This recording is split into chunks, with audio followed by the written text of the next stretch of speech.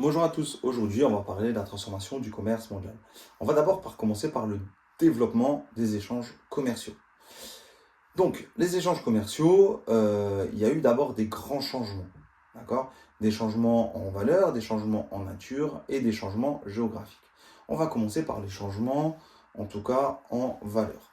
Donc la croissance du volume et de la valeur des échanges a fortement augmenté.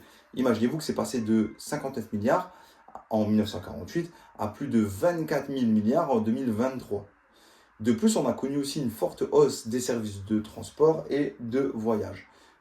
Alors, bien évidemment, vous connaissez, hein, on prend plus facilement l'avion pour partir, plus facilement l'avion, plus facilement le train, etc. Ensuite, on peut voir dans les échanges, en tout cas internationaux, une évolution géographique des échanges.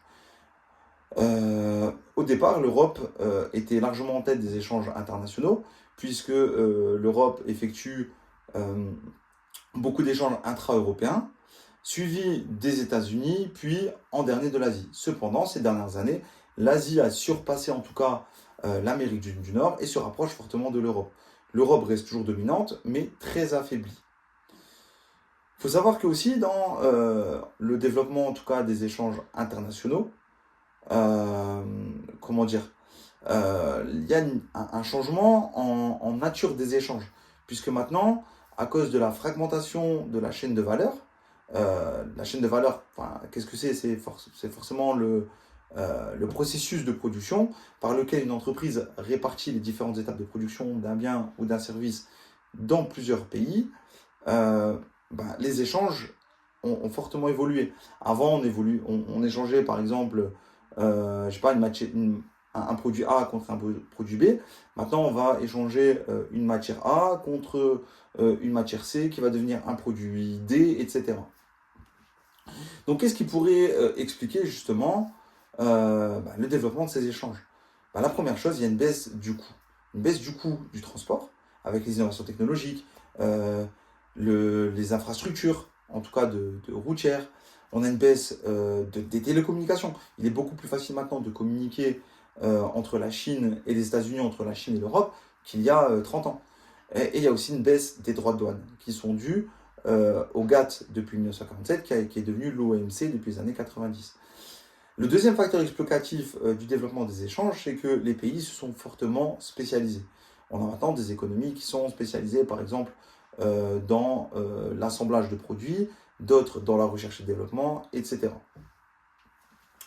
Ensuite, il y a un outil qui permet de mesurer ce qu'on appelle les échanges.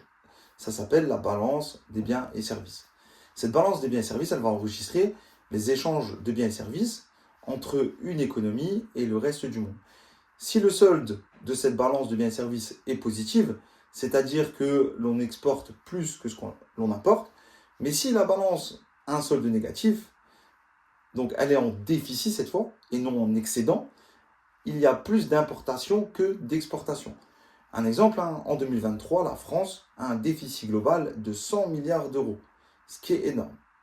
Après avoir vu le développement des échanges commerciaux, on va passer en tout cas à la chaîne de valeur. Donc on va parler ici de la fragmentation du processus de production et la valeur créée, puisque en fragmentant la chaîne de valeur, les entreprises, en tout cas, ont des impacts à la fois sur les pays, mais également sur l'entreprise. Tout d'abord, pour l'entreprise, l'impact qu'il y a de fragmenter le processus de production va permettre de maximiser la valeur ajoutée, puisqu'on va profiter de la spécialisation de chaque pays dans lequel on est implanté. Et donc, on peut dire que cette fragmentation, elle a fortement évolué depuis les années 80 pour profiter de nombreux avantages.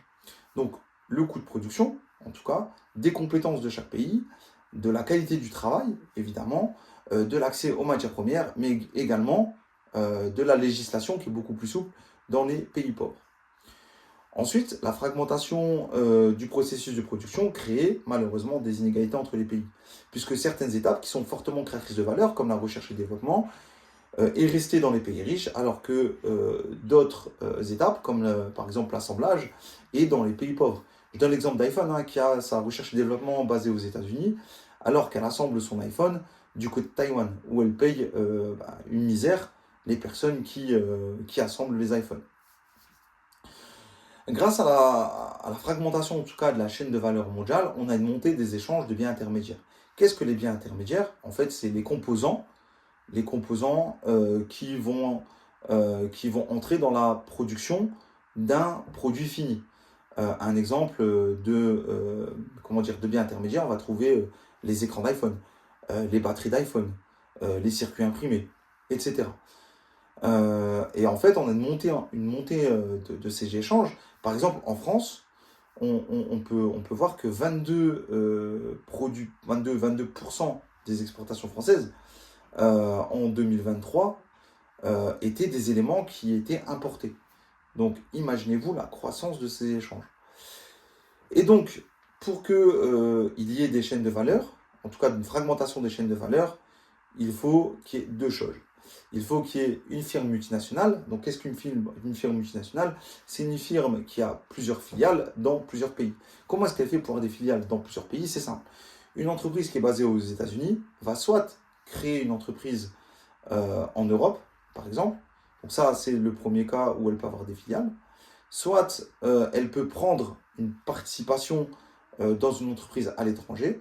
Et donc, ça devient également une FMN, d'accord? Une firme multinationale. Ces firmes multinationales vont permettre la croissance des IDE, donc ce qu'on appelle les investissements directs à l'étranger. Ce sont des investissements pour contrôler ou créer des entreprises à l'étranger.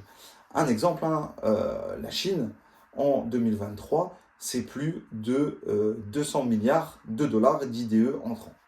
Voilà, j'espère que cette vidéo a été assez claire pour vous.